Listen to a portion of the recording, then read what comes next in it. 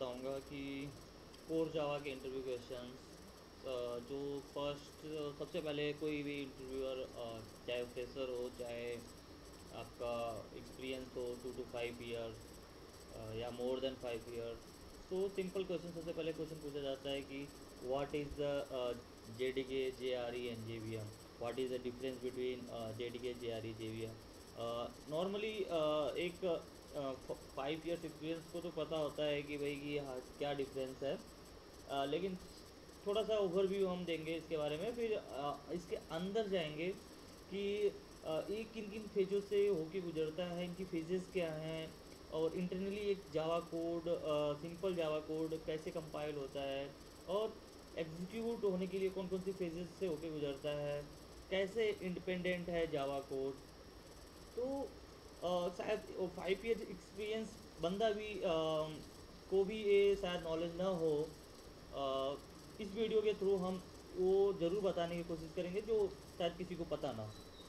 तो नॉर्मली मैं वो चीज़ें छोड़ दूंगा जो सबको पता है, जैसे लाइक जे डी के क्या है। J D K Java development kit purpose where is there is running the Java program, मतलब कि जे डी के जावा कोड को कंपाइल करने के लिए यूज करते हैं, जे आर ई जावा कोड को रन करने के लिए यूज करते हैं, और जे बी एम जो एक प्लेटफॉर्म पे प्लेटफॉर्म पर प्रोग्राम को जावा प्रोग्राम के लैंग्वेज को एग्जीक्यूट करने के काम आता है, जो एक सिस्टम प्रोवाइड करता है एक तरीके से।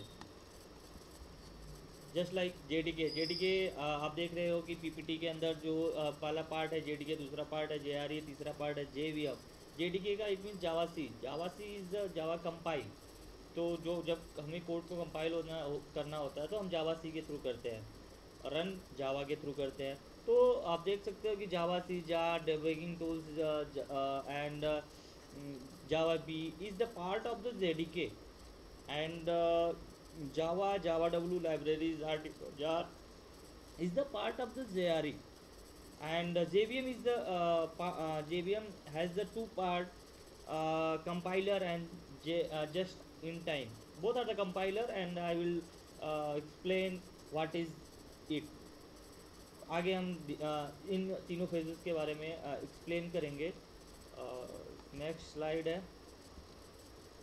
हाँ, मेनली हमारा जो पर्पज़ है कि एक जावा कोड कैसे किन किन पेजेस से होकर गुजरता है, क्या क्या होता है। आप देख सकते हो कि जावा सोर्सेज जो है उसके अंदर Java world dot Java, factorial dot Java, 3 classes लिखी हुई हैं।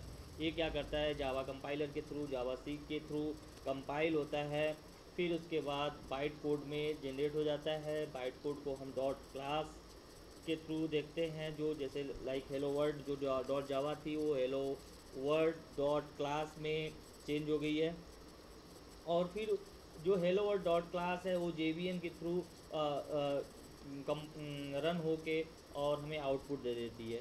तो इन 3-4 फेजेस को हम एक एक करके देखेंगे कि कैसे वर्क होता है। जे क्या होता है, जावा वर्चुअल मशीन।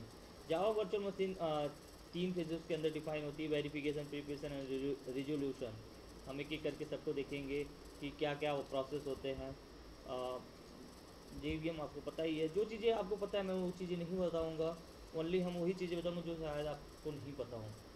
तो अब कि जो ये आपके सामने जो दिखाई दे रहा है ये है एक सिंपल डॉट जावा क्लास कैसे कंपाइल होती है और किन किन फेजों से होके गुजरती है। ये पूरा कॉन्सेप्ट इस पीपीटी के अंदर है। पहला फेज होता है कि क्लास लोडर सिस्टम, जो क्लास को लोड करता है। क्लास के अंदर लिखी हुई स्टैटिक्स वेरिएबल्स, जो भी इंस्टांस वेरिएबल्स क्या यूज़ होते हैं, मेथड्स यूज़ होते हैं, फंक्शंस यूज़ होते हैं, वो कैसे कैसे उनके लिए मेमोरी एलोकेट होती है, क्या होता है, हम इन फेजेस को एक एक करके पढ़ेंगे। पहले सिंपल देख लेते हैं कि हमारा 3 फेजेस यहाँ पे दिखाई देता है। पहला है क्लास लोडर सब सिस्टम, दूसरा है Java run time J R E जिसको बोलते हैं, वो 4-5 फेजेस में डिवाइड होता है। Method area, heap, Java stack, PC register, native methods stacks, and उसके बाद होता है, जब जे आर ई के बाद होता है एग्जीक्यूशन इंजन। ठीक है, ये नेटिव मेथड्स क्या होते हैं, ये सब हम एक एक करके एक्सप्लेन करेंगे कि क्या किस किस पेज से होकर गुजरता है हमारा जावा प्रोग्राम। सब first of all class loading, जो हम पहला फेज बताया था रेड कलर का दिखाई दे रहा है, क्लास लोडिंग सब सिस्टम, उसको हम डिवाइड करते हैं 3 फेजेस में। फर्स्ट फेज है load system, link phase and initialise phase. 3 phase important है, तीनों पूछे जाते हैं इंटरव्यू में कि लोड फेज क्या होता है, लिंक फेज क्या होता है, इनिशियलाइज फेज क्या होता है। लोड फेज क्या होता है? लोड फेज अपने आप में ही 3 फेजेस में डिवाइड होता है, ठीक है। जब भी हम कोई प्रोग्राम कंपाइलर के थ्रू जब कंपाइलर कंपाइल करता है कोड को, तो वो पहले क्या करता है कि कुछ चीज़ें लोड कर लेता है, उसको हम बोलते हैं लोडिंग, ठीक है, लोड फेज। तो वो क्या कैसे लोड करता है वो हम इन 3 फेजेस के द्वारा समझते हैं। पहला फेज है boot strap class loader. Boot strap class loader क्या करता है कि वो क्लास को लोड करता है, एक सिंपल क्लास को लोड करता है। ये जो rt.jar है, rt.jar एक एपीआई है। इस एपीआई के थ्रू हम जो सिंपल क्लास है उसको हम लोड करते हैं, ठीक है। अब दूसरा है rt.jar। rt.jar क्या है कि हमें पता है कि भाई कि जावा की इंटरनल क्लासेस होती हैं कुछ, उन क्लासेस को लोड करने के लिए हमें एक एपीआई की ज़रूरत पड़ती है जो प्री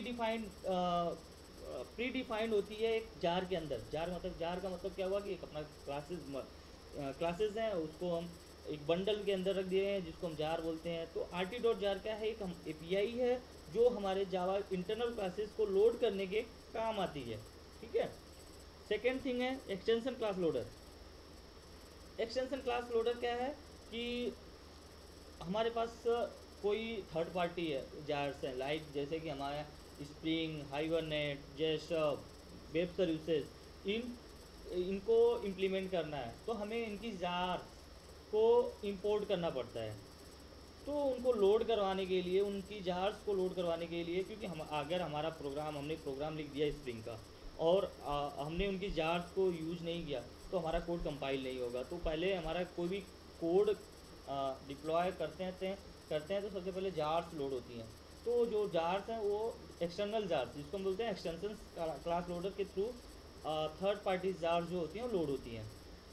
तीसरा है application class loader. Application class loader क्या करता है कि हम आपने देखा होगा कि अब तो आज की डेट में IDE आ गई हैं बहुत सारी, लाइक इक्लिप्स आ गया है, माइक्लिप्स आ गया है, राइड आ गया है।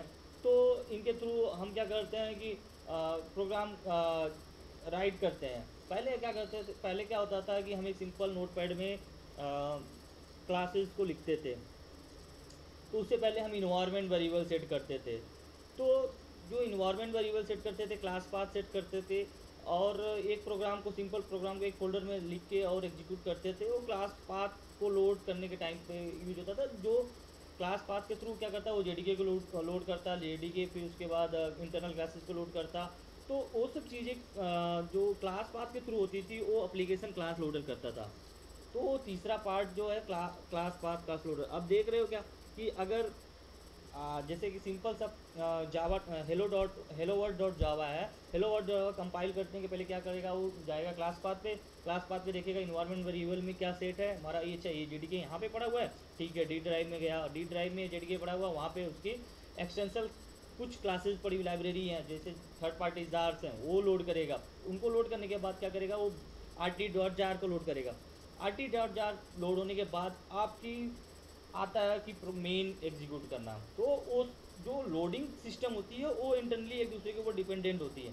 तो सबसे पहले एप्लीकेशन क्लास लोडर काम करता है, फिर उसके बाद एक्सटेंशन क्लास लोडर, फिर उसके बाद बूट स्ट्रैप क्लास लोडर। तो ये 3 फेजेस में लोडिंग सिस्टम डिवाइड होते हैं, ठीक है। अब हम आपको नेक्स्ट वीडियो में बताएंगे लिंकिंग फेज, ठीक है। देखते रहिए Java King YouTube channels. Please subscribe, अगर आपने सब्सक्राइब नहीं किया है मेरे चैनल्स को प्लीज़ सब्सक्राइब करिए। और आपको हम ऐसे ही वीडियोस बनाते रहेंगे, दिखाते रहेंगे। अगर वीडियोस पसंद नहीं आया